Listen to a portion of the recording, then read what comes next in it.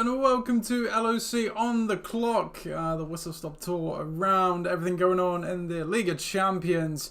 We are back again, well I am back again I should say, because Chris is not in the country at the moment, but we didn't give you an episode last week, and obviously we've missed one here or there, so wanted to make sure we gave you one this week as we head into a very important part of the season, as we know. So we'll take a look at week 11 to begin with, take a recap of that. We'll just run through, because obviously we had no preview pod last week, so no marquee matchups, so we'll just start off with, what am I doing? I need to play the recap jingle. Whoa, I'm getting way ahead of myself here, too excited having the solo pod. Here's the recap.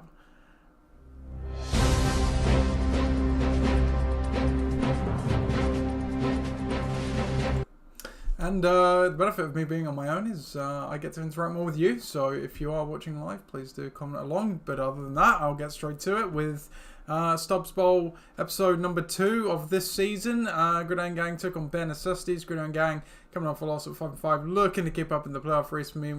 Meanwhile, Bare Necessities sitting at 2-8, just looking to get some wins and end the season on a positive note. They didn't do that in this one.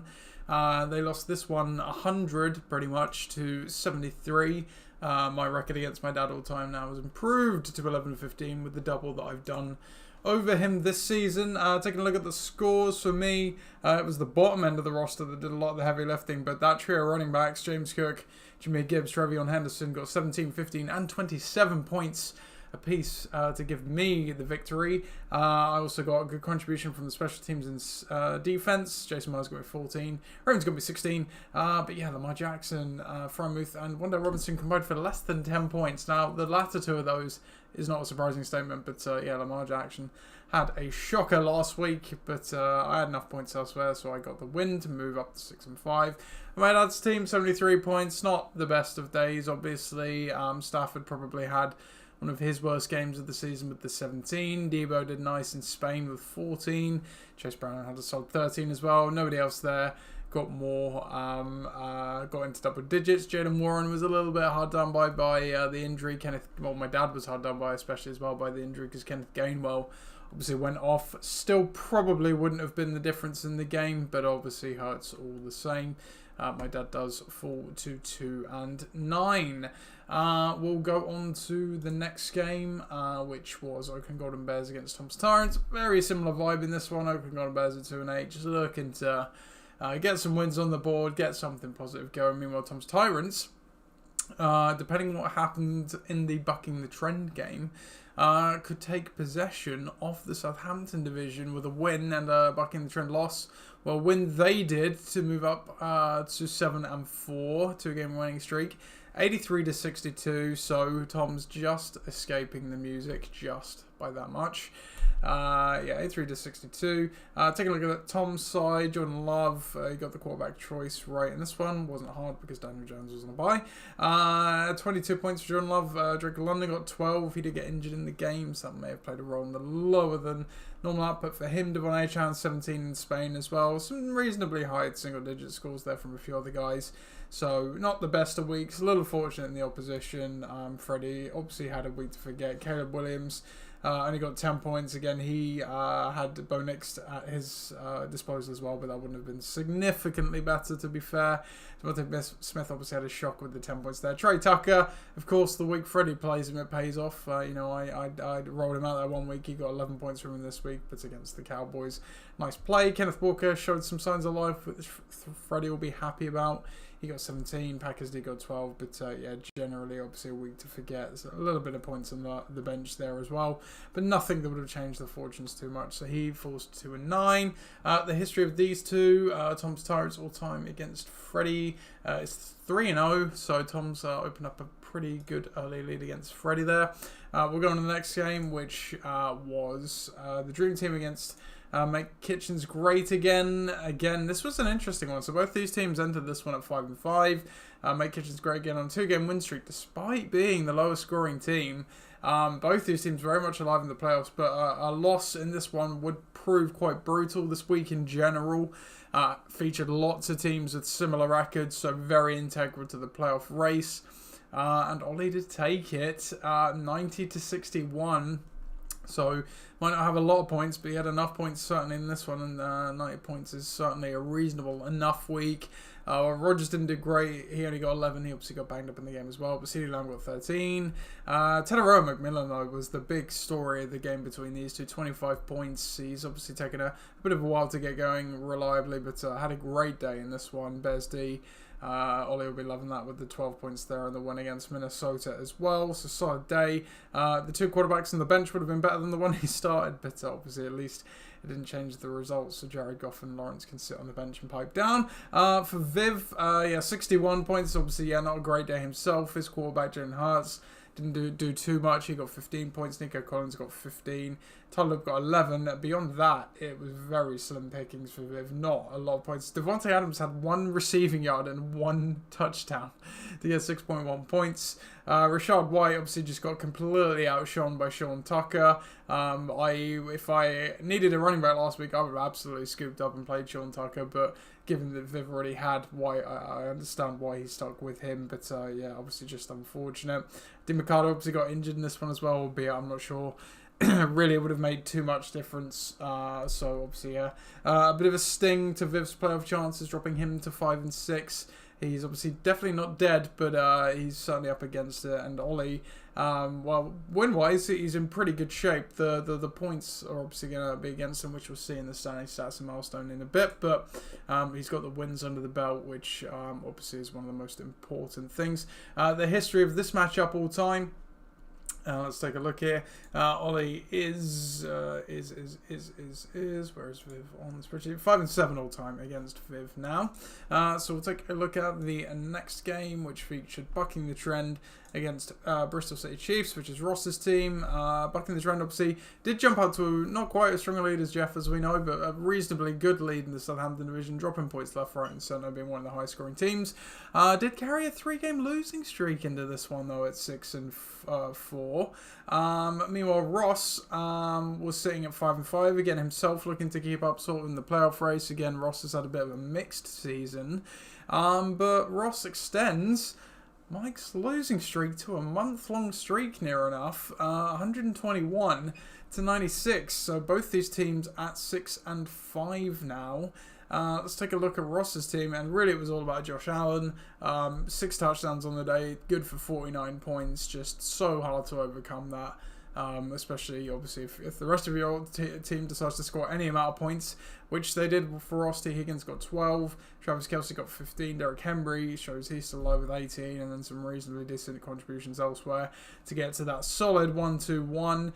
For Mike, he didn't have a bad day, slightly harmed on by with the 96 points. Of the teams we've already reviewed, he would have beaten all but one of them, and I think across the rest of the week, he would have won in both those games as well. So a little bit screwed by who he played this week, but he'll be happy to see the points back, as it has been a few lower points weeks. Dak Prescott got 32, George Pickens got 20 as well, so it wasn't looking great until those guys played, to be fair, but it's obviously very nice in hindsight. Jackson's for the Jigberg, because it was his great season. He got 12 points. Texans D got 14 as well. Josh Jacobs got injured in this one, so to be fair to Mike, it could have been an even better day. Jamar Chase obviously did not have a day to remember either, not only from his output in this one, but obviously spitting on Jalen Ramsey and getting a suspension. Certainly gives Mike a headache, the head coach for this week, so which he won't be too pleased about, but pleased to see the team scoring some points again, all the same. The history of this matchup all time now, Ross is 4 and 5 against Mike, so he is bringing that record a bit closer. And then we go on to the next game, which was Forge Flyers against Pakistan. Again, Forge Flyers at 5 and 5, looking to keep up in the playoff race. Pat sitting at 4 and 6, got a win the week before against me. Definitely needed to keep stacking the wins, for playoff hopes. Really, he's sort of in the mix in terms of points in the middle of the pack. But obviously, wins wise, we've already seen some teams on 6 wins here. So really needed to win at 4 wins to sort of keep up, to give himself a chance. Did not get it. Chris takes this one, 87 to 63, dropping Pat down to 4 and 7. That might be curtains for the season, unfortunately for Pat. Never say never, but not great. Meanwhile, Chris moves to 6 and 5, and he is still firmly in the hunt, and where he is one of the highest scoring teams as well. he is shaping up very nicely to potentially get a playoff spot. Looking at the points, Patrick Mahomes got 15. He's been great for Chris this season. Okay day in this one. It's not a great score, but it doesn't completely let you down. Rick Dowder got 10. Obviously, he's been a big part of Chris's team since that amazing tip someone gave him. But Bijan Robinson was the big story of Chris's team. Arguably delivered him the win, 26 points. Chris Boswell got 10 as well. Looking at the bench as well, Travis Etienne, he got 19. But I don't blame Chris for the running back choices that he made there. He is flush with running backs, flush with just good players generally, to be honest. Didn't play Stephon Diggs either, who would have got a bit more output, but again, can't blame him for not playing him over Booker, possibly Brown, but hey, didn't change the result, so it's fine. On the other side of the board for Pat, yeah, obviously, it was generally, as you would have seen or heard so far through the pod, generally lower scoring week. So 63, not the best. Mayfield got 19, that was okay. Broncos D got 13. Trey McBride, he had a nice day on a day where Jacoby Brissett threw like 57 passes or something ridiculous. So he got 18 points. But yeah, nobody else really did much of note. Khalil Shakir even managed to finish with negative receiving yards. Turned to the bench again. Jameson Williams, he's sort of been playing a bit better at Amon Ra's expense. It's always the headache Pat was obviously going to face having the both of them if he doesn't play both of them. He did play Tez Johnson as well, who didn't do a great deal. 6 yards, so 9 yards better than Khalil Shakir. But yeah, still not great. Nothing would have changed the result for Pat though, so he shouldn't be feeling too hard done by. But yeah, you do worry for Pat in terms of his ability to potentially turn it around. Just because I didn't do the pod last week and I want to get in. Pat has had 300 point weeks so far this season. That's through 11 weeks. Guess who 2 of them came against? Guess how many of those games I won? None. Classic Pat. Thank you. Can you tell I'm salty? We'll go on to the last game of the week, which featured the undefeated Great Scott at 10-0. Facing off against Ixan, again a team at 5-5, looking to keep up in the playoff race. Great Scott actually even entering this week, it already clinched because the next closest Portsmouth team was on 5 wins, so do the math, nobody could get up to 10. So yeah, he's got a month kicking his feet back and just getting ready for the playoffs, and he's got the bye week as well, don't forget, being the division winner. So happy days for Jeff, but can he do the undefeated regular season at least, or whole? We will see. But he kept it going in this one, 84-65. So again, another fairly low scoring, just about avoiding the music. I feel like we've not had the music in ages on the pod, so fair play to everyone. But yeah, you see what I mean about low scoring week. I think only one team actually went above 100 points. Yeah, Ross's team. So really generally low scoring week. It was quite a bye heavy week last week as well. I will add. So let's look at Jeff's team. Justin Herbert got 3 points, so no wonder he only kind of got 80 or so, but 8 is still good when your quarterback does nothing. George Kittle got 19. Christian McCaffrey exploded for 30. This was actually a very close game, if not favouring Ben, when the Niners-Cardinals game kicked off, and then Jeff quickly said, see you later. And just, won it a fairly comfortable margin. Patriots D also got 10 from there. Not much on the bench, but like I say, had some injury and bye week issues there as well. We turn to the other side for Ben. Yeah, another day to forget. A lot of lows across the week last week. Drake May only got 17 on Thursday Night Football against the Jets. Kyron Williams got 16. Nobody else got over 10. Quentin Johnston, Papa Donut. He's been really inconsistent, but the Chargers obviously got absolutely slammed by the Jags. He did have Christian Watson on the bench, but 17 points, but it wouldn't have changed the results, so can't be too annoyed. He drops to 5-6, and yeah, Jeff moving to 11-0, unbelievable. I didn't give the matchup record of Forge Fires versus Pakistan. Christian moves to 5-10. That is improving, just about. And Great Scott against Ixan all time. Where are you on here? 4-1s. Yeah, not only is Jeff stacking up the wins in the league this year, he's also stacking up the wins against Ben. So that's it for the recap. Obviously, no comments on the pick and all the locks and stuff because we didn't have any from the previous show. So we will go straight on to the league news now.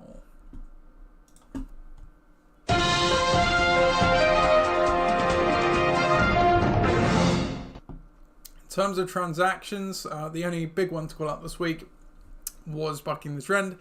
Adding Emmanuel Wilson for $20. I've fun insight on that because I put a 0 bid on him. just because it made sense with the Josh Jacobs injury, of which it made complete sense for Mike to go after him quite heavily, given that as well, the $20. But yeah, only me and Mike bet on him. So, hey, you got your guy, Mike. Josh Jacobs, I don't know, he could still possibly play this week, but obviously he's set up with him, with the Packers running back either way. So a worthy spend there just to cover himself, because I think, yeah, he had $26 actually, so he's not got a great deal left for the season now. And I mean, he could possibly slip into the additional funds after this week. He won't want to, though. He'd obviously rather get a win. So yeah, him and Viv, the lowest amount left in terms of money. Viv's only got $3 left too. In terms of, we'll start with the milestones first. So Coach Allen has notched his 75th career wins. Let's give you one of these, Paddy. Coach Scott notches his 25th regular season win as well. Coach Leach notches his 125th career win. Congratulations, Chris. Great achievement. And now moves into tied second all time in wins as well, so that's really cool. Just a fun thing that I spotted when I was doing updating the stats as well. Jeff, probably understandably, through 2.5-bit seasons, has the highest winning percentage of any team in the LOC, given he's having 11-0 year. He made his playoffs his first year as well. It's not entirely surprising. And then on the other side of that, Freddie has the lowest winning percentage of any team in the LOC, which is less good, but hey, you've still got plenty of time to turn it around, Freddie. Check out the Copilot Trademark Power Rankings when I do them and post them. I will try to remember. Yeah, with that, let's do the standings and stats. So Southampton Division sees a new leader for the first time in quite some time. Tom's Tyrants takes the lead with a win ahead of bucking the trend. Mike still does retain a points advantage to the tune of just over 100 points. So Tom definitely needs to keep the wins up, because Mike's basically got the benefit almost of an extra win if he can draw level. Mike is at 6-5, as is Ross, as is Ollie. But there is a stark difference between these teams, because Mike is the highest scoring team, and the other two that I just mentioned there have about 200 points less than, 170 points less for Ross roughly, and over 300 points less for Ollie. Yeah, these guys have the same record. Unbelievable. You can see, if you're watching along, if you're not listening, Mike's conceded a lot of points as well. He's conceded more than those two, but not dramatically more. It's only about 100 more than Ross, 120 more than Ross, 70 or so more than Ollie. So yeah, it's crazy. These guys are all on the same record, and obviously all hunting for playoff spots. We'll get to that in a bit.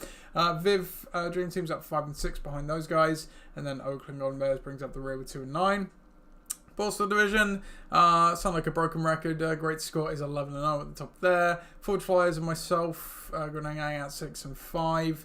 Ixan at 5 and 6, and then Pat Stan at 4 and 7, and Ben Necessities at 2 and 9. If it was the regular season was done today, playoff wise, we would see Tom's Tyrants as the Southampton Division winner, and obviously Great Scott. Obviously, would get the bye in the wild cards. The traditional wild cards would go to Bucking the Trend and Forge Flyers, both on 6-5, both pretty much on the same points, both having very high points scored.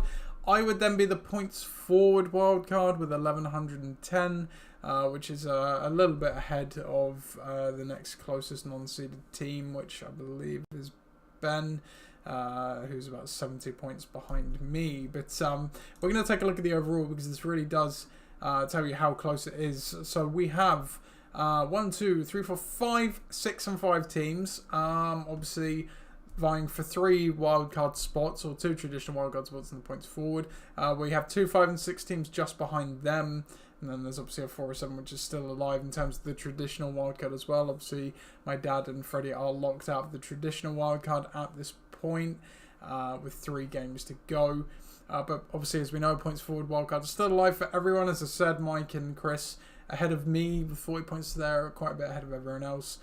So they are pretty guaranteed. There can be some weird stuff that might happen where if those two end up keep losing and some other teams keep winning, only one of them can then get the points forward wildcard. But you have to say, at the moment at least, both of them are probably sitting fairly good for a playoff spot. At least one of them is going to be sitting fairly good, if not both of them, for a playoff spot. I am obviously not too far behind them, about 40 points is the same points forward as well, same record. So I'm in a similar-ish boat, but in a slightly worse position, because obviously, as it stands right now, if one of those guys would take the point forward wildcard spot, that would obviously potentially knock me out. Jeff is about 30 points behind me at about 1,080. He's obviously locked into the division win, though, so it's not relevant for him. Tom, though, he only has 1,048 scored, so he is winning the division at the moment. And if he wants the playoffs, he's probably going to have to win the division, quite possibly. I mean, with the wins, he's got a leg ahead in the wildcard race as well. But, you know, if teams draw level with him, he's not heads and shoulders above a number of teams that were in the race, like Ben just behind him at 5 and 6, 1,038. Patastani even at 1,040, so Pat's not completely out of the running for the point wildcard spot yet, but there would have to be some fairly sizable movements to move that around. You've got Viv at 5 and 6. He's obviously just scored less than 1,000.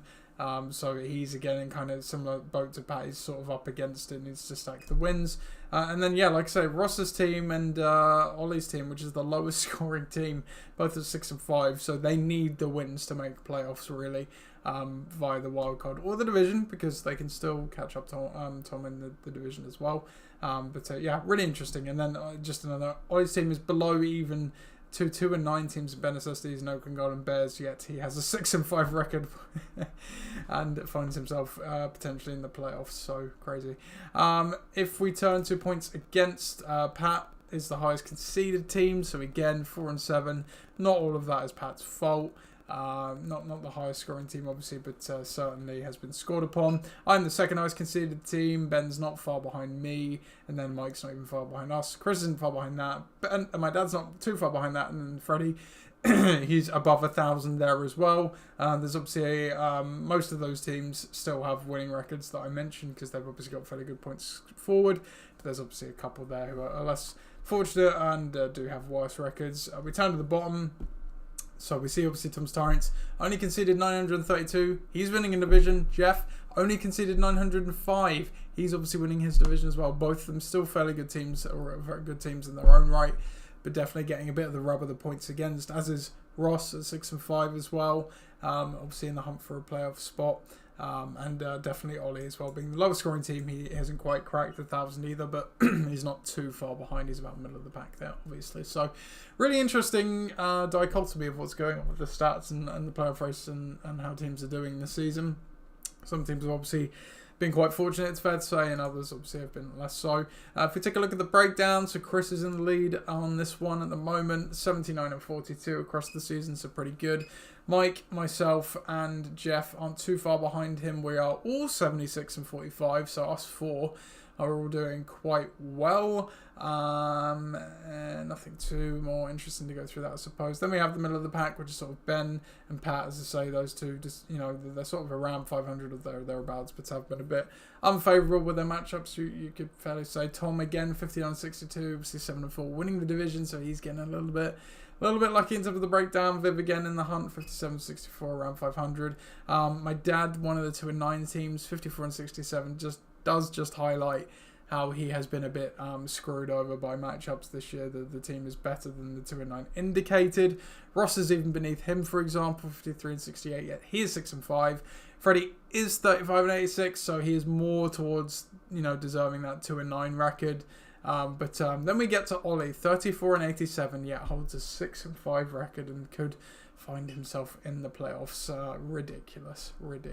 But I digress. In terms of points optimization, coach score, getting the points on the field, not on the bench. We have 4 teams under 100 still in this through 11 weeks of the season. Ross in first with 80, Viv 88, but Mike 89, and then Ollie 94. Obviously, outside of Mike, some of those, you know, not the best of scoring teams, not maybe the most talent-heavy teams, but Mike's certainly got a good team, so he's doing a good job, definitely, of suppressing point stuff on the bench. Then we have the middle of the pack, the team sort of just over the 100 mark, sort of in the low hundreds level. We turn to the bottom. There is only one team who is clearly worse, which again I hate to say it, Freddie. You have left over 200 points on the bench. Chris is the next closest in 11 with 158. Obviously, Freddie, yeah, you probably could have done with some of those points, but to be fair to you, I don't think it would have entirely reversed the fortunes on your season there. So there is your mega stats session. You know how much I love the stats. We will get to the previews for week 12 now.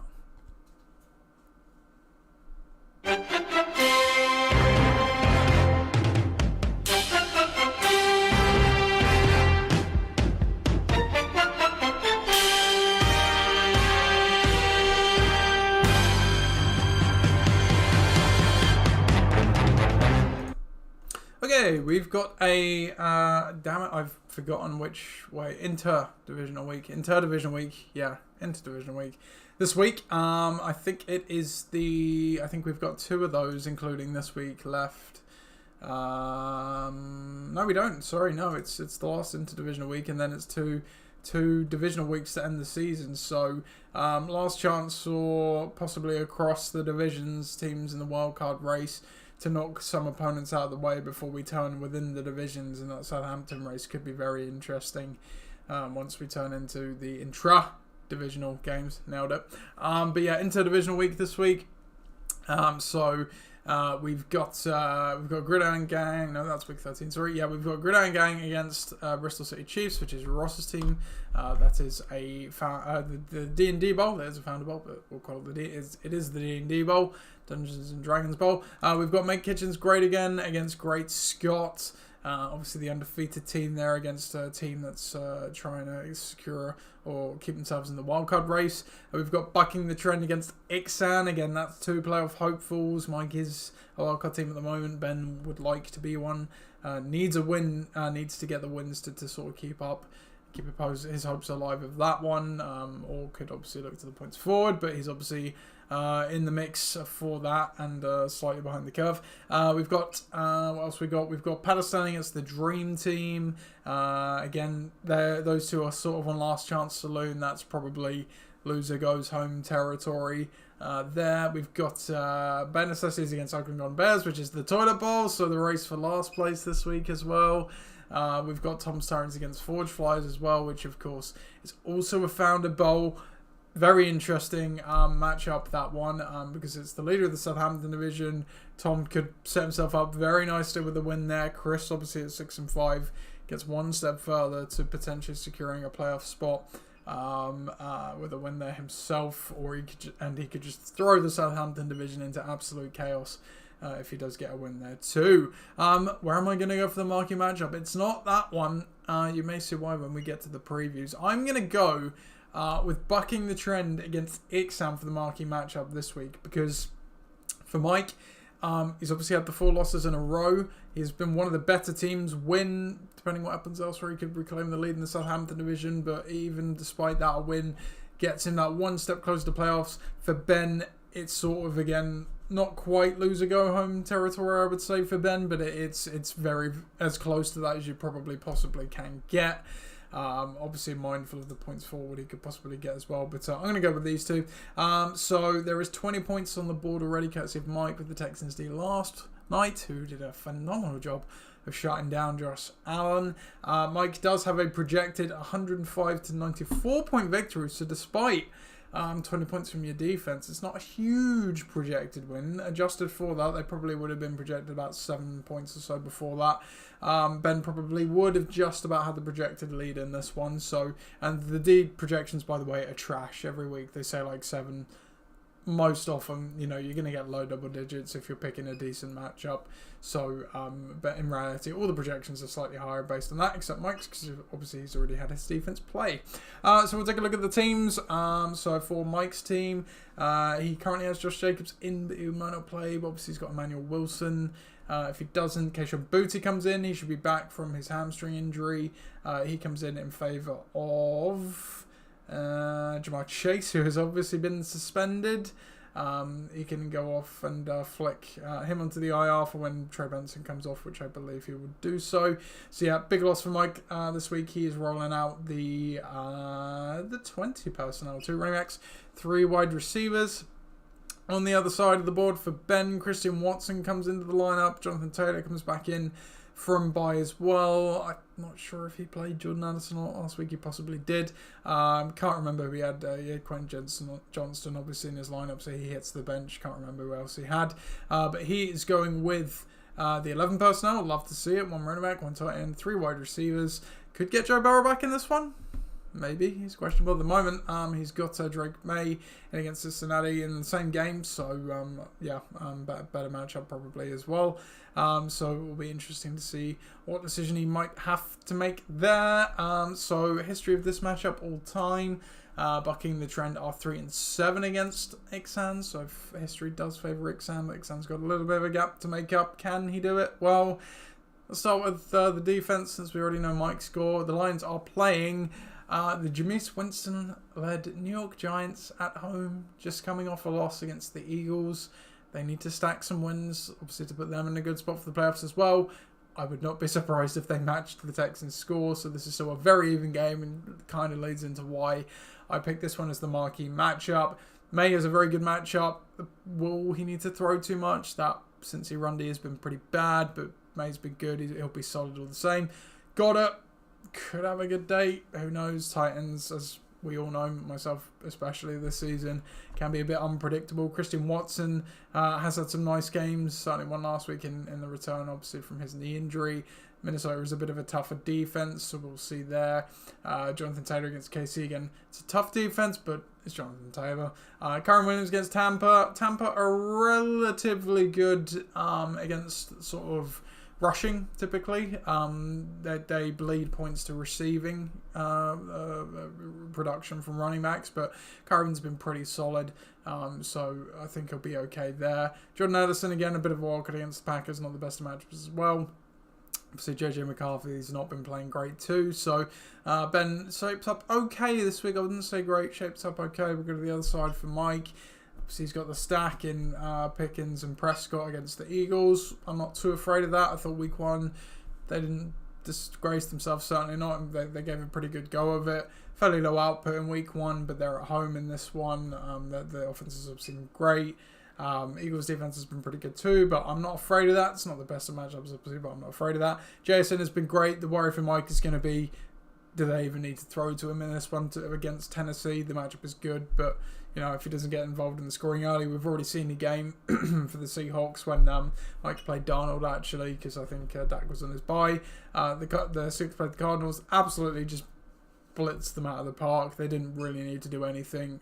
Neither Darnold nor JSN did too much in that game either. It's a bit of a worry for this one, I'm sure, for Mike as well. Josh Jacobs, he's going to be hoping he plays. It's a relatively tough matchup against Minnesota as well. I really don't think Wilson will do as well as Jacobs would if Jacobs does play in this one. And you've obviously got the worry as well, if Jacobs isn't fully healthy, does Wilson get a bit more work, and then does that ruin both of them? It's a tricky one for Mike to thread the needle on, but looking at his bench, he's probably going to stick with Josh Jacobs. Yeah, there's nobody else he can turn to there. Keishon Booty, again, you never know, he'll pop up with either 20 points or probably 2 points. He's just that big, deep play receiver, but he has had some really good games. And since he sneakily hasn't been great has been great against the deep ball. They're a bad defense, but in terms of receivers, they're not as necessarily dreadfully awful as you might think. They're not good by any stretch. The Patriots do like to spread the ball around a bit. Obviously, Ben does have May on the other side, so I kind of like that stack there as well. We'll see. Judkins against Vegas should be good. If the Browns aren't completely stupid, they'll just obviously look to try and run the ball all over the Raiders. Raiders' sneakily defense isn't completely awful themselves, but there's still one that Judkins should do fine in. This is a tough one to call, actually, because I think both these teams, good players just generally. There's certain things within each team matchup wise that aren't great either. What way am I gonna go in this one though? I'm gonna go with Mike's team. He's got the 20 points in the bag from the Texans. I know the Lions could do a similar amount there as well, but you'd rather have 20 points in the bag than potentially 20 points. I think Dak and Pickens are going to be the key here. I'm envisioning both of them having good games, not to the extent of last week probably, but both of them having good games. Can the rest of the roster then cobble some points together? I think so. I can see the path to Mike getting 100 points here this week. Then I don't think they're all necessarily going to do well, but I think some of them will do. Obviously, if JSN does get involved and have a decent day, that's absolutely going to help as well. Mike's just got a bit more star power, I feel, than Ben's team. Obviously, Ben's got Jonathan Taylor. Like I say, tough matchup, though. Daniel Jones is injured. They key a bit more in on the running game. Steve Spagnuolo is obviously a good DC. Curran's been okay. Like I said, it's sneakily not maybe necessarily the best matchup. And yeah, beyond that, there's not a great deal there other than Drake Mays. So yeah, I'm going with Mike for this one.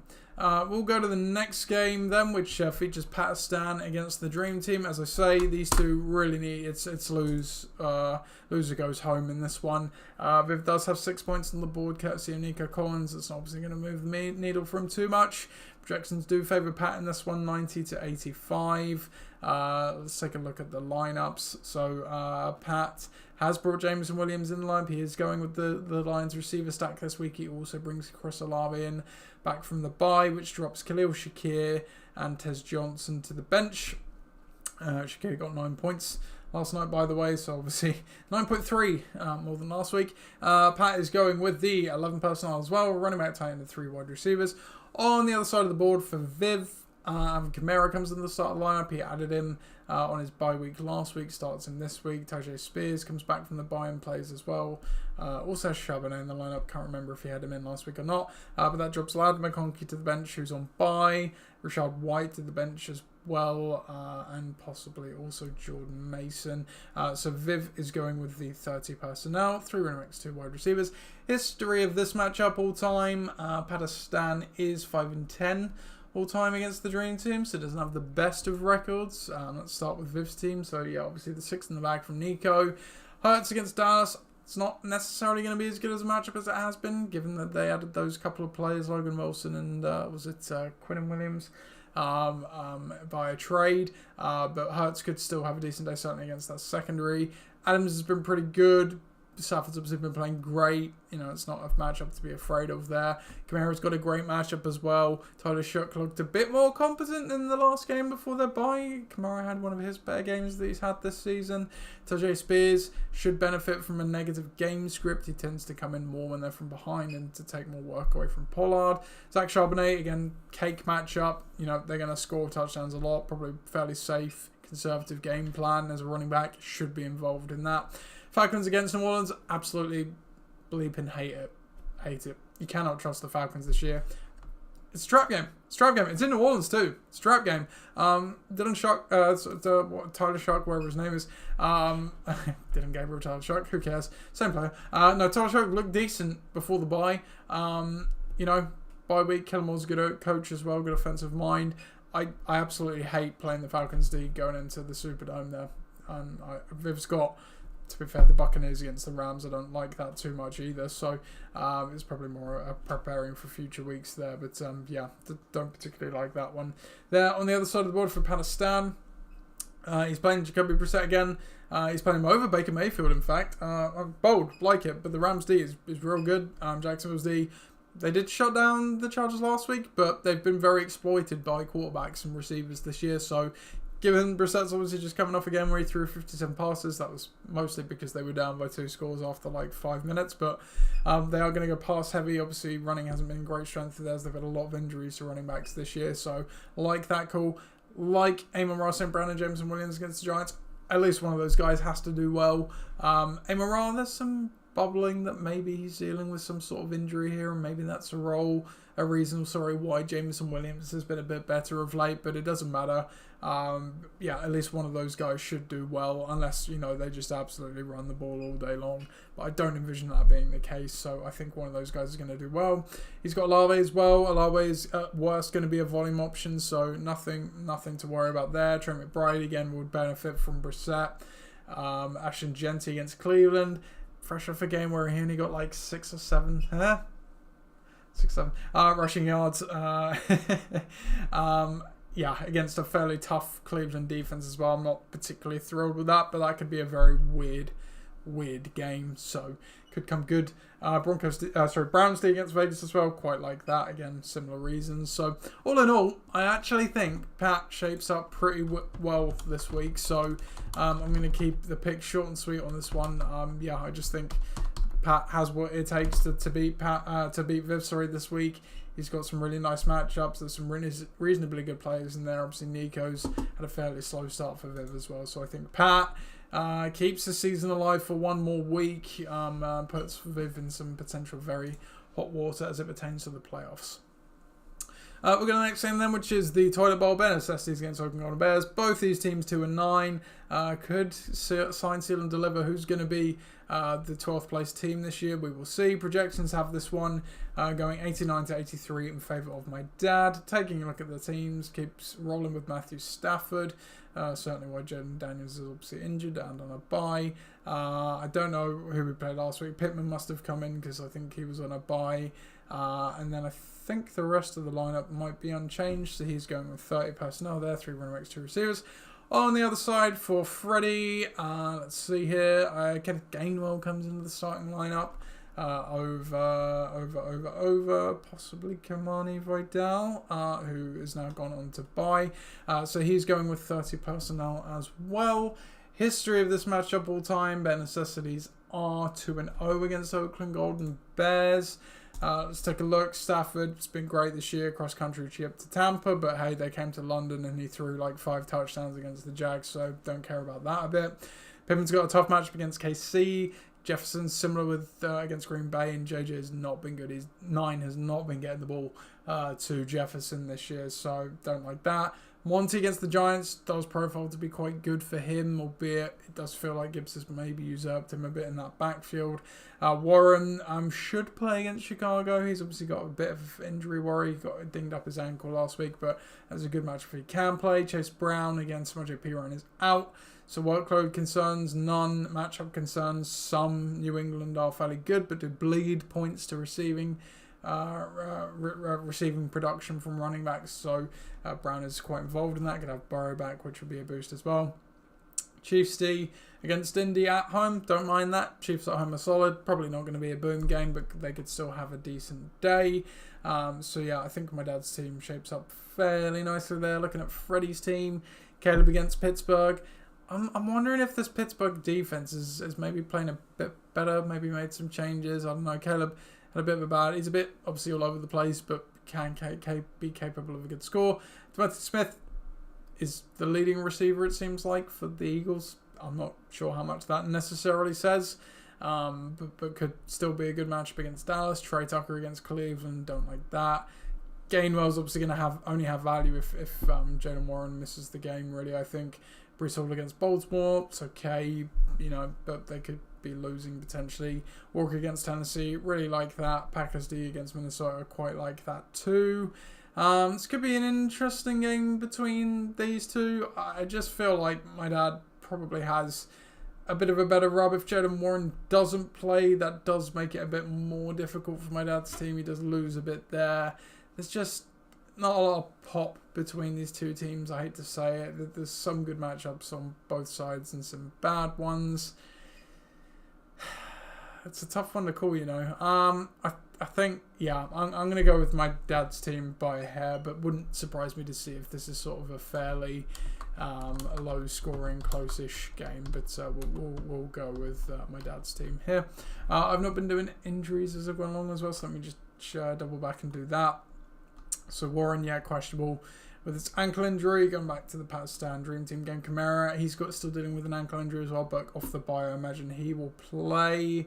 Nothing else there. And then back to bucking the trend against Ixon. Josh Jacobs, again, very iffy with the knee at the moment. Christian Watson should be fine.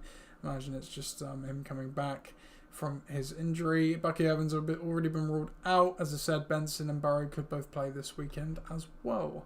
We'll go to one of the most interesting games of the slate, Founder Bowl, between Tom's Tyrants and Forge Flyers. Now, you are about to see part of the reason why I did not pick this as the marquee matchup.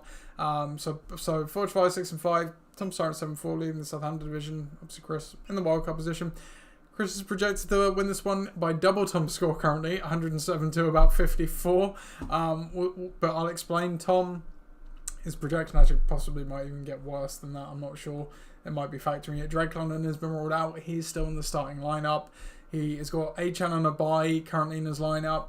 Pinheiro is questionable at the moment in his lineup, and he hasn't put his defense in who he added during the week. So very low. Tough to project what Tom's going to do. So let's take a look at the bench. To replace Drake London, he has Ricky Pearsall, DK Metcalf, or Chris Godwin. I would say maybe he'll go with probably Metcalf or Pearsall there.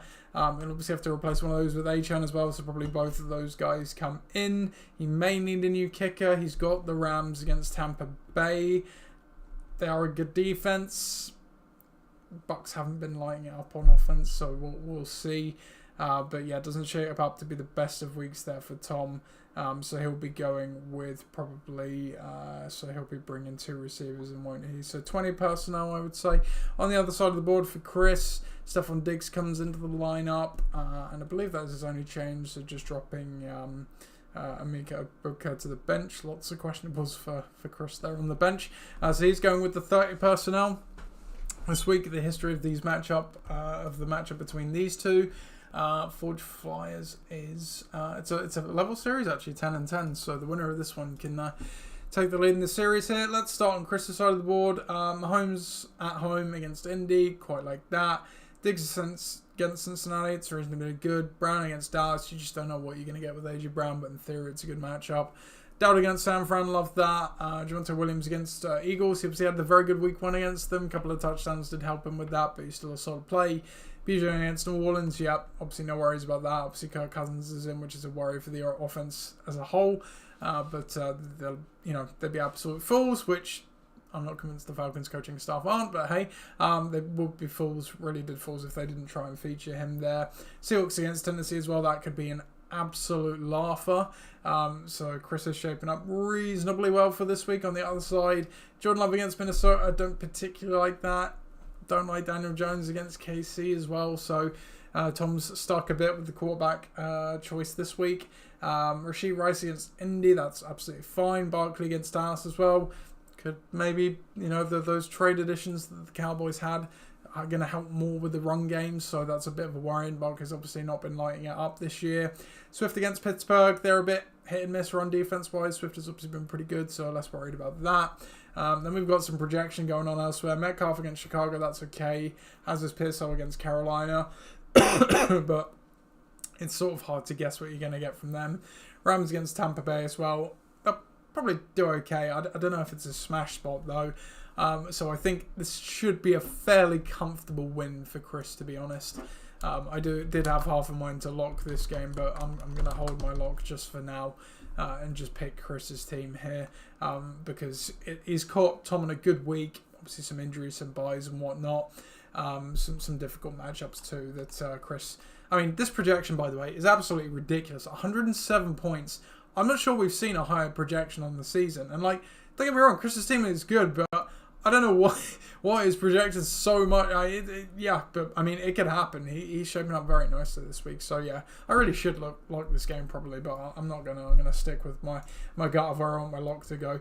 Injury wise, so yeah, as I said, London's been ruled out with that knee injury. Whole host of questionables. Pinheiro questionable. I think I'm trying to remember if they signed a kicker or not. So definitely one to watch for Tom. ETN's questionable with a shoulder injury. Could play.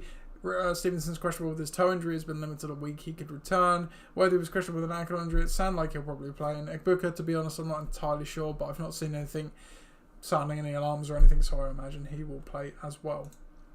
We'll go on to Gridiron Gang against Bristol City Chiefs then. The D&D Bowl, myself against Ross. We are both 6-5, both looking to get one step closer, hopefully, to the playoffs. I'm projected to win 106-76.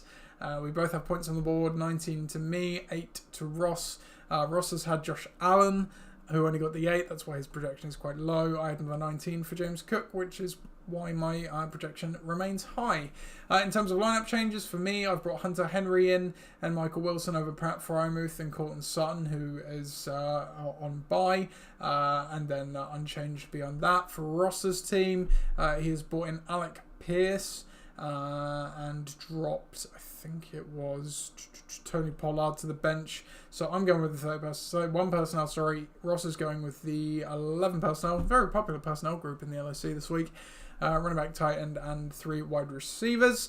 History of this matchup all time. I am 8-8. It's a split series again. A couple of split series on this week.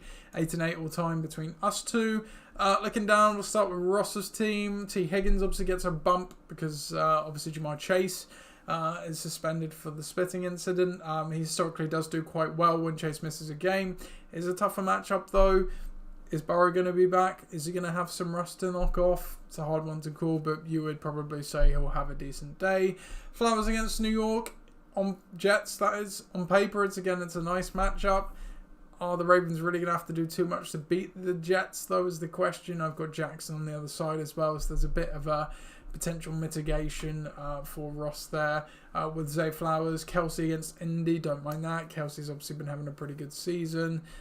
Derrick Henry against the Jets could be a very good day for Derrick Henry. Alec Pierce against the Chiefs. On paper, it's a tough matchup, but everybody loves getting on the Alec Pierce analysis, and I'm all for it, by the way. That he does great against single high, and he's this and this specific, and he seems to keep playing the defenses that favour him, and he has been producing as a result. So, wouldn't surprise me if he can have a decent day here. Vikings against Green Bay's defense. It's okay. It's okay.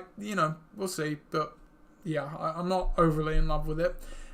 So Ross, he's really been set back by Josh Allen. I'll be completely honest with this one. 8 points, fresh off the 48 points game. Didn't even score a touchdown in this one.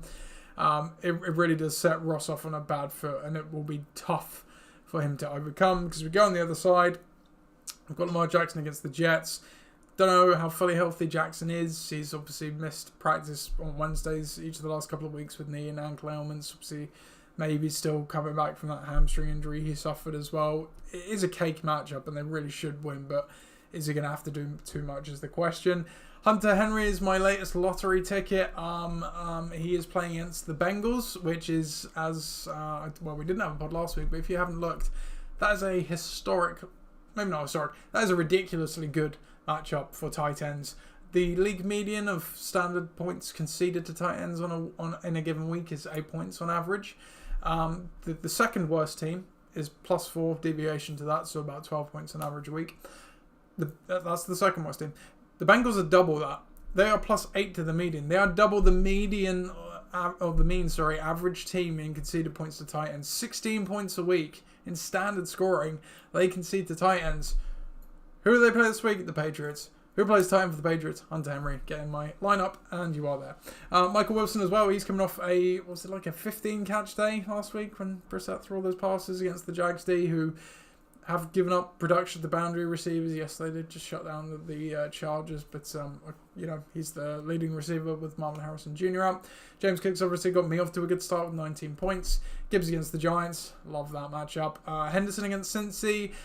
That is a bit more speculative than it has been with Ramondre being out. With Ramondre presumed to be back, it's a bit of a question mark. I'm not entirely comfortable with the play, to be honest, but I think the rewards outweighs the risk because they could both do well in what's obviously a very good matchup there. Ravens against the Jets offense as well should be quite nice. I'm not going to lock myself. Again, I feel like that confident probably that I will win. Just because I'm off to a good start, Ross is off to a bad start. I'm shaping up quite well. Ross is okay, but it's just the what he has to overcome potentially. But yeah, I'm going to pick myself to win here in this one. In terms of injuries, Jaden Reed practiced today, I believe, so his 21-day window is active, but unclear if he will play this weekend. Bashal Tutin, questionable. He obviously picked up a bit of an ankle injury in last week's game as well, but I would imagine he should be good to go this week. For Ross, I think, of his starting players, yep, he has a clean bill of health, so nothing else to report there. We'll go on to our penultimate game of the week, this is our final game of the week, which is Make Kitchens Great Again against Great Scott. So the undefeated team, the last remaining undefeated team, taking on a team hoping to get into the playoffs, 3-game win streak in Ollie's team. The projections have this one going to Jeff 95-82. We have some points on the board as well, 7-6, the 7 for Jeff. Slightly in the lead is Woody Marks. The 6 is Matt Prater for Ollie's team. In terms of other lineup changes, Brock Purdy comes in for Justin Herbert, who's on a bye. And Ramadunze possibly comes in. No, I think he might have already been in the lineup.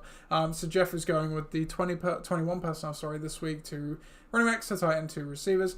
On the other side for Ollie's team, not sure if he's gone Jared Goff this week, obviously over Aaron Rodgers, so he comes in. And then again, not sure who else. Brian Thomas must have come in because he didn't play last week for Jalen Waddle, who obviously drops to the bench. Don't know if there is any other changes there. He's going with 11 personnel. So popular this week. 1 running back, a tight end, and 3 wide receivers. The history of the matchup between these two. Great Scott is 2-1 all time against Ollie's team. So not too many games between these two. But Jeff does have the slight lead. I'm just going to get it out here because we all know he's 11-0. He's getting the lock. He's going to do it, isn't he? Well, he plays me in week 14, so maybe not. But yeah, I think we'll do the analysis.